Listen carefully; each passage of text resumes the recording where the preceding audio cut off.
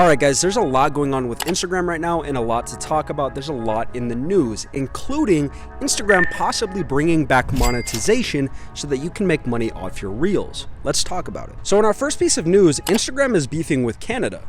You've got some liberal politicians inside of the Canadian government that are pushing for a new bill known as C18. Now what this new bill would do is essentially anytime a news article is shared on a social media platform, those social media platforms would be responsible for sharing profit with that news outlet. So if you lived in Canada under this new bill, let's say, and you shared or you linked to a New York Times article on your Instagram, Instagram would be responsible for paying some of their profits to the New York Times. Now it's not clear exactly what that profit share would look like. There's been no dollar amounts or percentages that have kind of been said.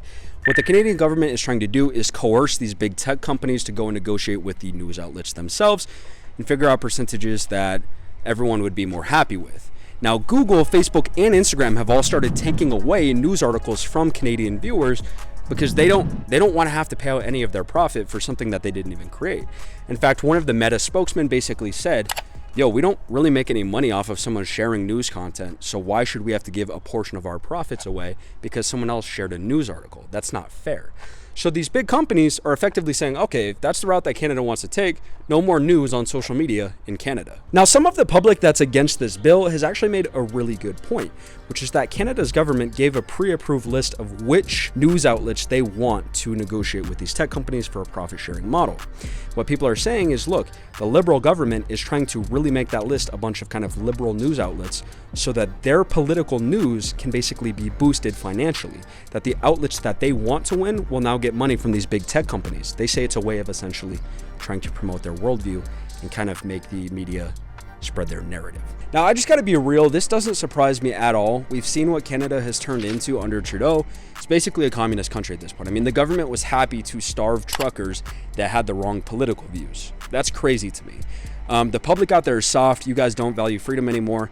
And my only hope is that when this country goes to y'all learn your lesson and don't perpetuate these views again. Now, this next piece of news is something that I think my audience is gonna love. Instagram's parent company, Meta, came out with a news article saying that they're gonna start testing ads on Reels as a way to potentially make money on Reels in the future.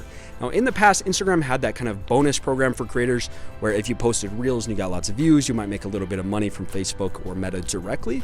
But now what they're doing is they're trying to kind of adopt YouTube's system of having ads before videos as a sort of way to make money off of your Reels. Now, it's not exactly clear how much money it'll be, but it's awesome to see that Instagram is trying to reintroduce a way for you to make money off of your Reels. Now, in their article, Meta was very clear that they're not going to be rolling this out on Instagram for at least a couple more weeks. And I just want to set the expectation with you guys. Realistically, I don't think there's going to be a lot of money to be made. I mean, you look at YouTube, which is the gold standard for monetizing your content, and I've seen creators that have gotten almost 20 million views make under $1,000, right? So unless you're getting huge views, don't expect to be able to make a living off of this new program. The fact of the matter is ads on short form content just don't pay as good as you can with long form content. So this program is sweet. It's probably going to help people to make a little bit of money, but I don't think you're going to see a ton of full-time creators kind of come from this. Now, today's final piece of news comes from actress Elle Fanning, who apparently was in 2 Maleficent movies. I haven't seen them. And she made headlines this week because she was honest about the fact that she's missed out on a lot of acting gigs in Hollywood because her social media following was too small.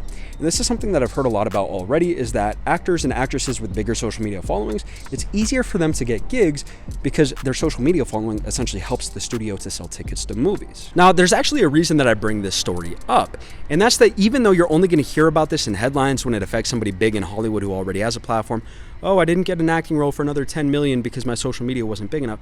The fact of the matter is this affects all of us whether we recognize it or not. I would venture to say that 80% of us would have more opportunity in our careers if we built strong personal brands on social media. Maybe you'd have more clients to sell or clients to hold on to, right? Maybe you would have more people offering you jobs because they saw your quality of work. There's just so many ways that you can build your connections and build your presence online and have more opportunities. Since I started doing social media full-time, building this brand on YouTube here, I now make a living off of social media from a couple different streams of revenue. So I'd recommend that you guys at least look into building your brand.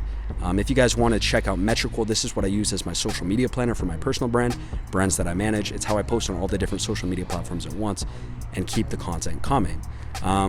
This is my affiliate link. I make a little bit of money off it, but I've been transparent about how much that is in the past. My name is Mitchell. Thank you guys so much for watching. God bless you guys.